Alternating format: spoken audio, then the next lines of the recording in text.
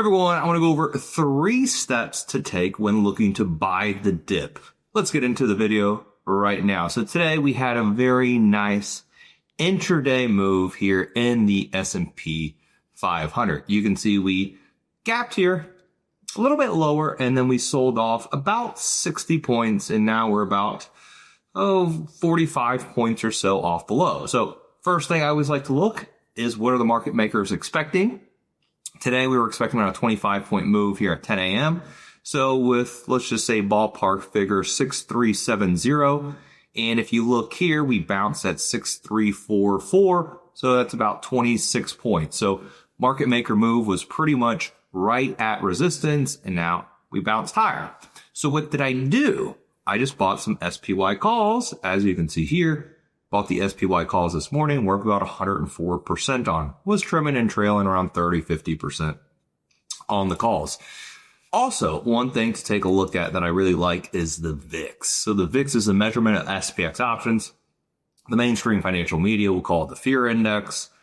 Really, that's just BS. It's the only thing is the price of the SPX option. So I was looking at the VIX here. And the VIX was going higher. I had VIX call spreads heading into today. So I closed out my VIX call spreads around 1706. So we did, literally almost top ticket, which is very rare. And then we went higher. So we had the VIX here using Platform X. We started to cross below the wave indicator using Platform X. And you can see we've been drifting lower. I found it very suspect that the VIX was not up more while the market was moving lower, especially the NASDAQ. If you look at the NASDAQ aggressively at the open, VIX should have been moving up a lot higher, and it wasn't. So the other thing that caught my attention was Bitcoin. Bitcoin is risk on. It's a risk on asset class. So Bitcoin is going to sometimes foreshadow the price of the U.S. stock market. And Bitcoin, yeah, we had the morning dip, but you can see Bitcoin started to bounce pretty aggressively in the open. Towards the opening bell. So I said, if Bitcoin bounces, and you can see if you put up Bitcoin to a price of the S&P, it's pretty similar, right? If Bitcoin bounces, the market should bounce. And that's exactly what happened. A couple of things also I like to look at, and I do have a guide in the members area.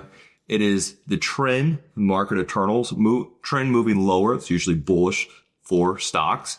The NYSE tick never got that aggressive. Negative 800 tick indicates institutional selling. We literally had one tick here, and that was it. And then we pretty much bounced pretty aggressively. And the other thing I like looking at is the ADD line. And you can see nothing too panicky. We bounced pretty aggressively, and we've been holding.